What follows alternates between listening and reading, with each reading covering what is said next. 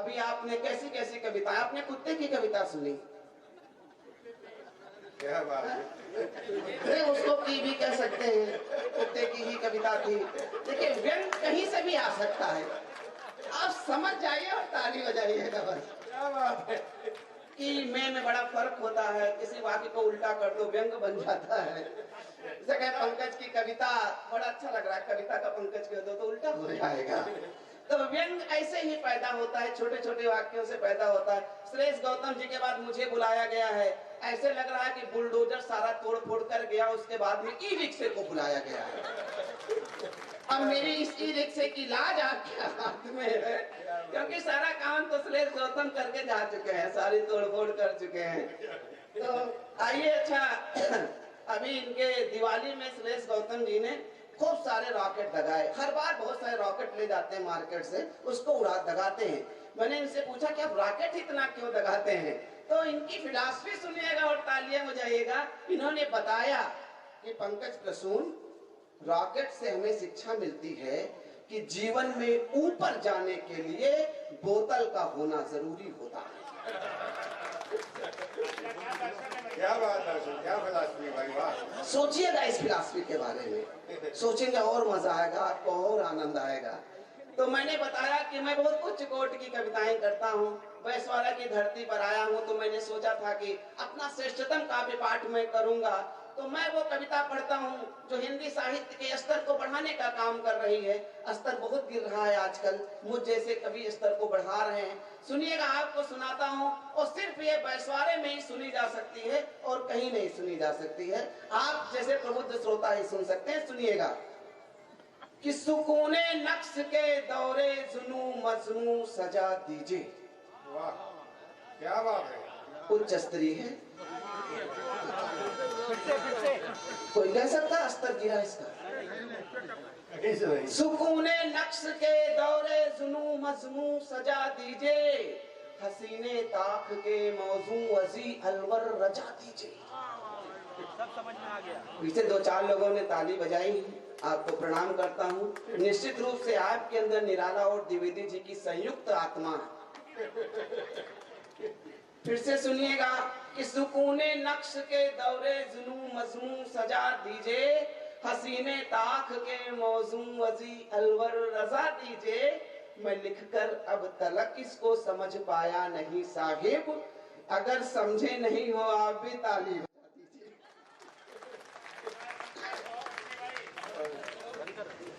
आदिल नसीर साहब को बहुत मजा आया। अब हम कह के नहीं समझ पाए, आप सुन के नहीं समझ पाए, लेकिन ताली आपने बराबर बजाई। आजकल भैया देश के बिल्कुल यही हालात हैं, बस हम लोग ताली बजाते जाते, कुछ समझ में आए चाहे ना आए। बहुत सारे भी आपने बताया चुनाव आ गए। अब इस चुनाव के लेके आपने वो जंगल का एक सीन क्रिएट किया था सुनहरी लाल जी ने, मैं एक सीन क्रिएट करता हूँ और व्यंग की ताकत देखिएगा, कोई नाम नहीं आएगा। अभी गठबंधन हुआ, आप सबको पता है, सारी पार्टियों ने मिलकर एक बड़ा गठबंधन बनाया, इंडिया नाम दिया उसको। कोई नाम नहीं है, इशारे हैं। मुझे लग रहा है आप उन इशारों को समझेंगे, या मैं कहीं नहीं पढ़ता हूँ, आपके बीच में पढ़ रहा हूँ, क्योंकि आप उसको समझना जानते हैं, आप व्यंग की परख करना जानते हैं। पढ़ता हूँ, सुनिएगा। एक जंगल था जिसमें काफी सारे बंदर रहते थे। एक जंगल था जिसमें काफी सारे बंदर रहते थे। सब अव्वल अवसरवादी थे, लड़ते और झगड़ते थे, एक दूजे के दुश्मन थे, हरदम उत्पात मचाते थे। छोटी छोटी बातों पर वो बंदर बांट मचाते थे। एक दिन उस जंगल में ताकतवर लंगूर आया, व्यंग पकड़िएगा। एक दिन उस जंगल में ताकतवर लंगूर आया, सबको उठा उठा कर पटका, हर बंदर थर्राया, और जो कुछ भी लूटा था उसकी जमकर की भरपाई उसने हर बंदर के पीछे सीबीआई लगाई। क्या बात है, बहुत अच्छा लगा। अब आपकी पंक्तियां आ रही हैं, उसने हर बंदर के पीछे सीबीआई लगाई, एक दूजे के सारे दुश्मन एकदम से फिर नेक हो गए, और लंगूर भगाने खातिर सारे बंदर एक हो गए। सारे बंदर एक हो गए। बीजेपी के विधायक साहब चले गए हैं, आजकल पता नहीं कब कौन बीजेपी ज्वाइन कर ले। और सबसे ज्यादा तो विपक्षी पार्टी के नेताओं पे बिल्कुल भरोसा नहीं रह गया है। अभी ये जो है कब ये बीजेपी से लड़ते लड़ते उसी के पाले से लड़ने लगे, कुछ नहीं कहा जा सकता। हमें तो लगता है कि जब किसी नेता को अगर टिकट मिलता है तो वो देश बदलता है, और टिकट नहीं मिलता है तो पार्टी बदल देता है। क्या बात। तो सुनिएगा कि सुनाता हूं एक पंक्ति, पूरे चाल चरित्र और चेहरे को लेकर के एक पंक्ति का व्यंग सुनिए कि जो कीचड़ में सना हुआ है कमल सरीखा खिल जाएगा। और अच्छी पंक्ति लग जाए तो एक भी लोग खामोश ना बैठे यहाँ पर। जो कीचड़ में सना हुआ है कमल सरीखा खिल जाएगा, जो बीजेपी से टकराएगा बीजेपी में ही मिल जाएगा।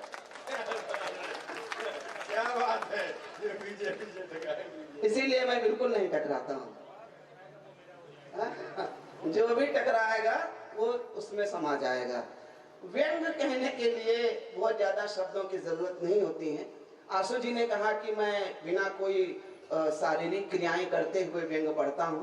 ऐसे मैं सुनहरी लाल की तरीके से मैं नहीं कर सकता हूँ। मेरे अंदर वो कुत्ते की आत्मा भी नहीं आती है, पिल्ले विल्ले की भी नहीं आती है।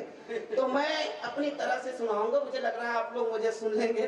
व्यंग कहने के लिए बहुत शब्दों की जरूरत नहीं पड़ती है। मैं बता रहे थे मैं CDRI में वैज्ञानिक हूँ, सच में मैं वैज्ञानिक हूँ। वहां पर मैं तन की दवा बनाता हूँ और जब मंचों पर होता हूँ तो मैं मन की दवा बनाता हूँ। सुनाता हूँ कि और ये दवा बनाना आसान काम नहीं होता है। एक बार हमारे इंस्टीट्यूट ने एक ऐसी दवा बनाई जिसे खा करके 35 साल की महिला 25 की लगने लगी। दवा मार्केट में आ गई, लॉन्च हो गई। यकीन मानिए दवा बिकी ही नहीं, कोई भी दवा को खरीद ही नहीं रहा था। तो सर्वे टीम बुलाई गई, कहे पता करो आखिर दवा क्यों नहीं बिक रही है। पूरी कमेटी बिठाई गई। कमेटी का निष्कर्ष आया कि दवा इसलिए नहीं बिक रही है क्योंकि कोई भी महिला खुद को 35 का मानने को तैयार ही नहीं है। तो दवा कैसे बिकेगी? आइए आपको सुनाता हूँ। एक पंक्ति में व्यंग कहा जा सकता है, एक एक पंक्ति के व्यंग। धीरे धीरे डोज बढ़ाऊंगा और अंतिम कविता तक मैं पहुंचूंगा। सुनिएगा। सारे पीछे युवा साथी बैठे हुए हैं।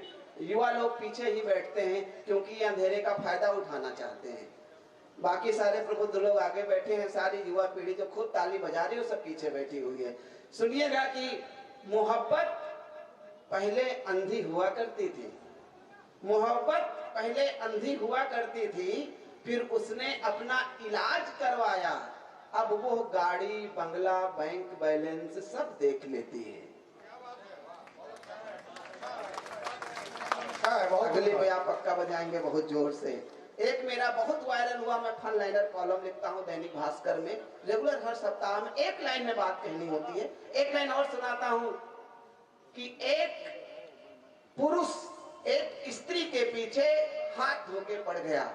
एक पुरुष एक स्त्री के पीछे हाथ धो के पड़ गया, फिर स्त्री को मुंह धोकर दिखाना पड़ा, तब जाकर मामला शांत हुआ।